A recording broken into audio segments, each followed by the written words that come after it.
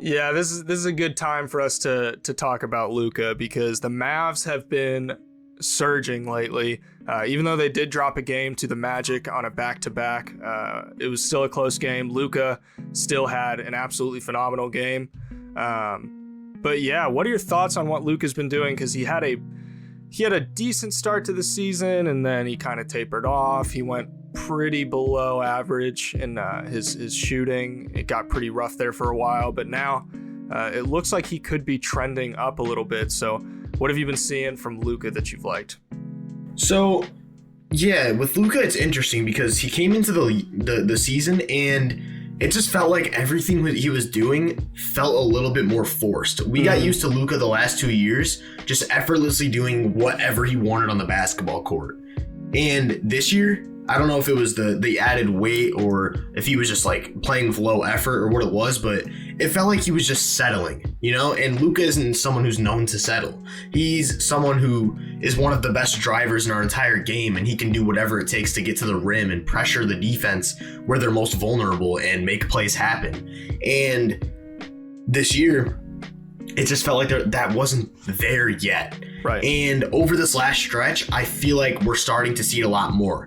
He's had a 58.2% true shooting over the last 10 games, which is like 2% above league average, more than 2% above league average. Yeah, that's solid. Right, more than 2% above league average, which is right around where Luka's been the past 2 seasons. To start the year, he was about -3, and that's just a clear improvement. But the funniest thing, his 3-point percentage in these last 10 games is even lower than it was before.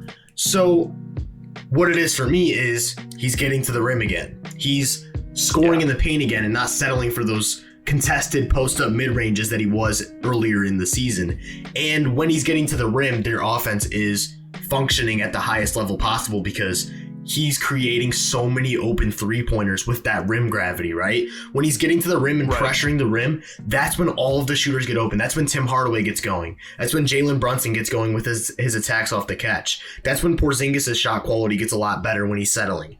Things like that. When Luka Doncic is getting to the rim, the Mavericks are one of the highest functioning offenses in the league.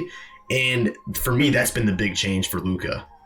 One thing I want to talk about too with Luka is how, I'm not going to sit here and try to sell the idea that Luka is an elite defender this year, because that's a pretty tough sell. But I can say with a pretty high degree of certainty that Luka has been a pretty good defender this year. Like, I wouldn't even call him average, really. I would say he's probably slightly above to solidly above average on defense, and it's exemplified by the Mavericks' defensive performance. They've been top 5 in defense for probably the last 25-30 games. Their defense has looked fantastic, and I think, for all the jokes and comments that Luka's weight got heading into the season, it does appear that he's, quote unquote played himself into game shape, and that energy level is just so much higher. He's moving quicker on his feet. His lateral quickness looks a lot better. He's keeping up with guys, going over screens, just staying with his man and not taking breaks on defense. His defensive IQ looks pretty good. He's making, prudent switches and things like that. So his defense deserves some credit this year. And I think when the shot's not falling, instead of him kind of getting in his own head and, losing interest on defense, he's making up for when his shot isn't falling by playing defense and trying to get the ball back so his offense can get another opportunity.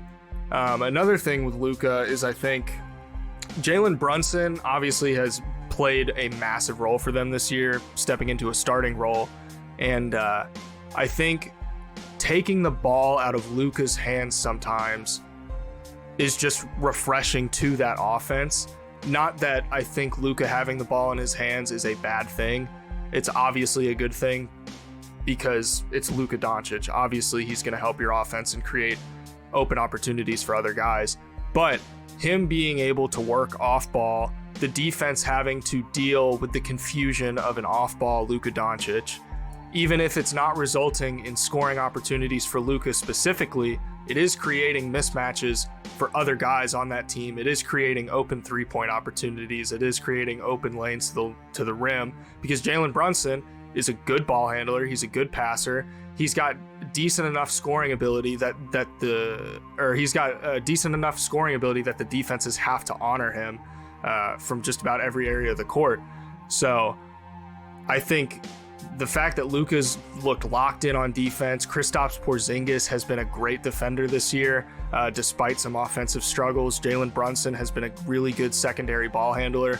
And even though guys like Dorian Finney-Smith have been struggling, Dwight Powell's been in and out of the starting lineup all year, this team has managed to hang in there. And I think last time I checked, I don't know what the games last night did to the standings, but yeah, they're one game behind the Jazz for the 4th seed.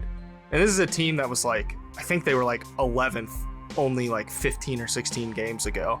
So they're definitely trending upwards, and it's hard to deny that Luka's incredible play is not responsible. One of the main factors responsible for this surge.